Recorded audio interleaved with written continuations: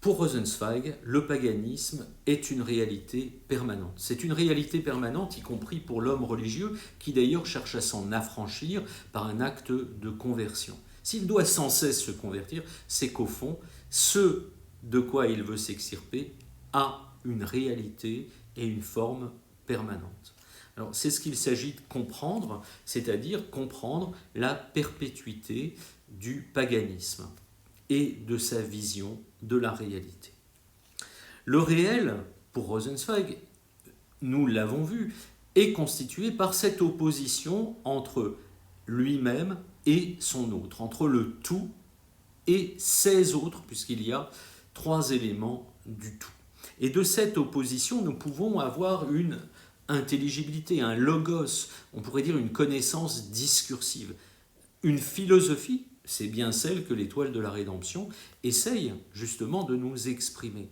Mais comme dans toute relation, là la relation entre le tout et l'autre, l'intelligibilité de la relation provient des termes. Par exemple, pour vous faire comprendre ça, la relation conjugale entre un homme et une femme dans ce temps de confinement, eh bien, on va pas la comprendre, on va en avoir une intelligibilité diversement si l'on part du point de vue féminin ou si l'on part du point de vue masculin.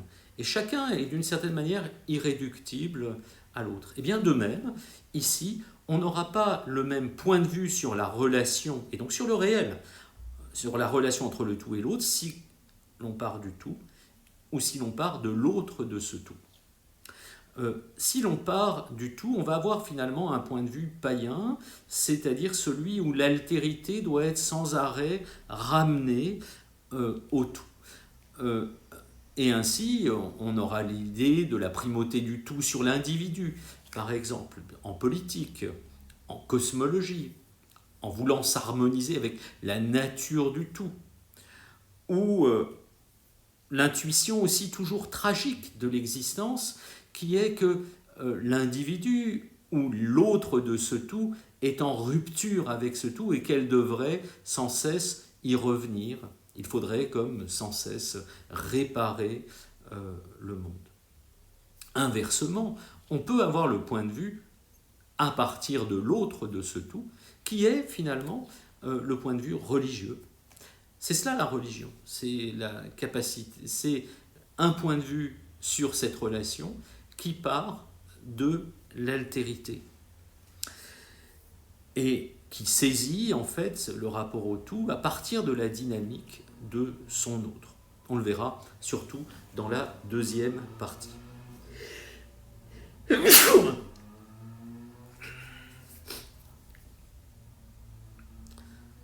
Alors, cette réalité païenne, entendons par réalité la constitution du réel par l'esprit, est perpétuelle.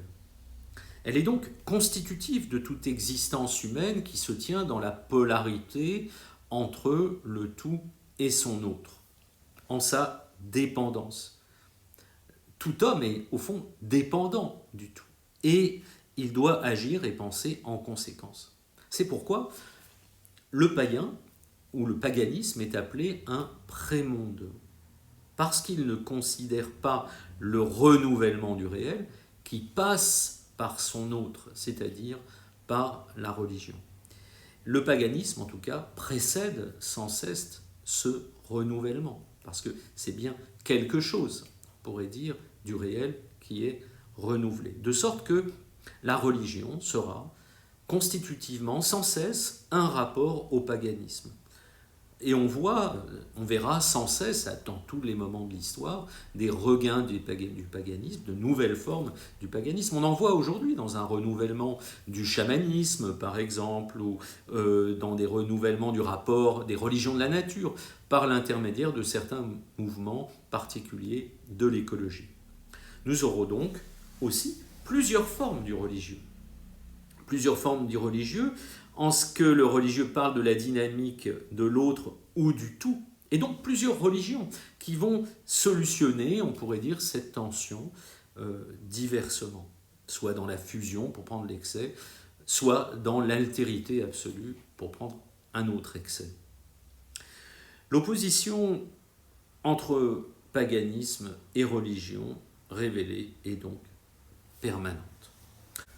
L'opposition entre le paganisme et les religions révélées, la religion révélée, on pourrait dire la dynamique révélée de la religion, est donc permanente. Et on peut saisir assez intuitivement les excès propres du paganisme et des religions révélées. Pour le paganisme, ce serait le rejet de toute altérité qui mettrait en cause la tranquillité du tout et qui se manifeste par exemple, qui s'est manifesté dans l'histoire par la constance de l'antisémitisme, parce que les juifs apparaissent sans cesse comme élus et se rapportant à une altérité qui ne veut jamais son assimilation par le tout. On pourrait le dire d'ailleurs de l'anticatholicisme aussi comme le rejet d'une altérité institutionnelle vis-à-vis de l'altérité nationale ou simplement politique.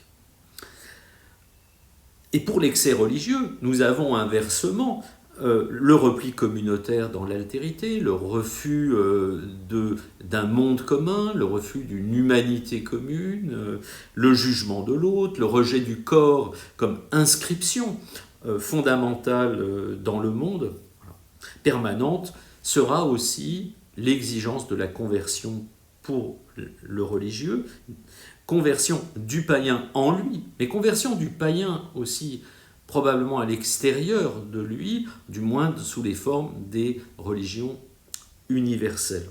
Mais on y reviendra. Permanente sera aussi, et ça c'est à prendre sur un point positif, l'exigence du dialogue entre le monde païen et le ou les mondes du religieux. Donc le dialogue apparaît en ce sens-là comme quelque chose de constitutif de l'organisation religieuse du monde, du réel, on pourrait dire, tout simplement. Pourtant, si c'est la structure fondamentale du rapport d'un tout à un autre est permanente, et comme elle est aussi commune par là au paganisme et aux religions révélées, puisque c'est sans cesse cette tension qui, au fond, est à penser, à gérer. La première constante entre le paganisme et la voie religieuse, c'est le fait qu'il y a trois éléments fondamentaux qui sont en rapport. Il y a Dieu, le monde et l'homme. Et donc il y aura l'autre de Dieu, l'autre du monde, l'autre de l'homme. Dieu et son autre, c'est la tension entre l'essence divine et sa liberté. Et donc, d'une certaine manière, entre l'essence divine et sa création. Mais c'est aussi toute la question de la continuité entre l'essence divine et sa création. Pour le cosmos et son autre, c'est la tension entre la stabilité du monde et le mouvement perpétuel dont la clé de renouvellement est la naissance de chaque individu. C'est ce que Rosenzweig appellera la plasticité du monde. Enfin, l'homme et son autre, c'est la tension entre la nature de l'homme et son individualité. Et c'est cela qui va constituer des éthiques et des éthiques différentes. Première constante. Il y aura d'autres constantes.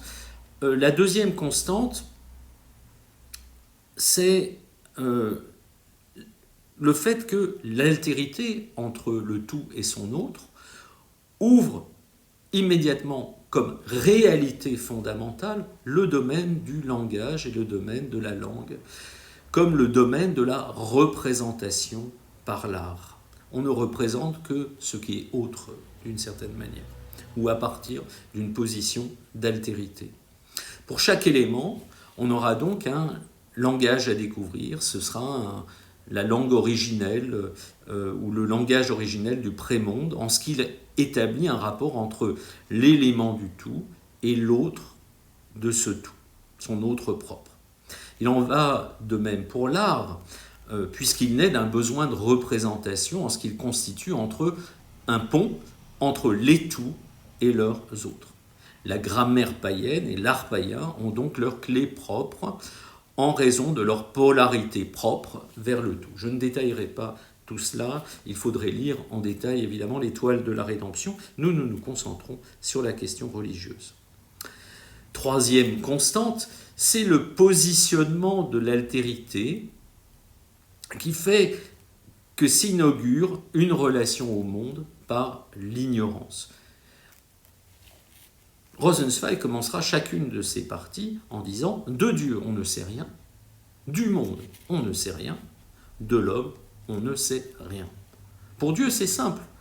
On n'a pas de vision de son essence. Pour le monde, ça tient au mouvement même des choses. Au fond, on ne sait jamais ce que les choses deviennent, du moins dans leur altérité. C'est la plasticité du monde. Pour l'homme, cela tient à son individualité. Par exemple, sachant qu'un être humain est de sexe féminin, je ne peux absolument rien déduire de sa personnalité. L'ignorance est donc la base commune de toute connaissance et constante, qu'on soit dans le domaine religieux ou dans le domaine païen.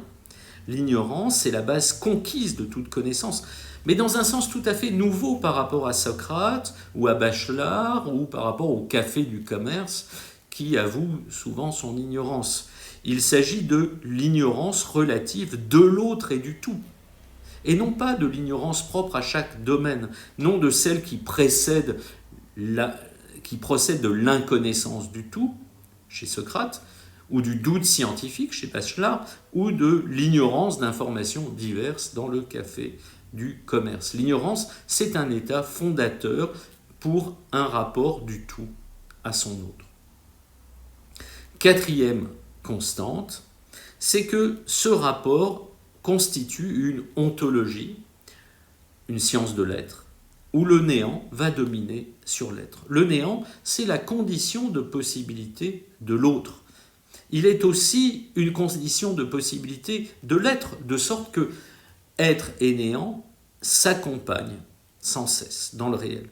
Ce n'est pas un accompagnement qui serait dans le sens du sur-être du néant des mystiques allemands comme Maître Eckhart ou d'autres, mais dans le sens d'une altérité irréductible au tout. En ce sens, la théologie négative dit par exemple que du fait que Dieu nous dépasse, on peut tout autant dire de lui qu'il est lumière que ténèbres, être que néant.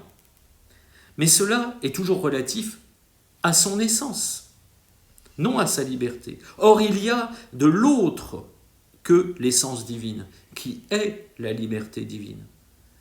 Elle n'est pas forcément inconnaissable d'ailleurs, puisqu'elle s'exprime par exemple dans une Torah, dans des commandements. Mais elle est toujours autre que sa propre essence. Et en ce sens, elle relève d'un néant originel.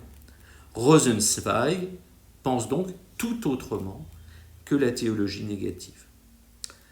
Vous avez donc compris ces 4 constantes. Et vous avez compris aussi que le paganisme est la réalité en ce qu'elle envisage le rapport de l'autre et du tout du point de vue de la primauté du tout sur son autre. Et que le paganisme décline par là une conception de Dieu, du monde et de l'homme, et aussi un certain type de grammaire, un certain type d'art, une certaine conception du néant, dont je vais vous proposer dans la vidéo suivante une synthèse à partir d'une lecture de quelques textes.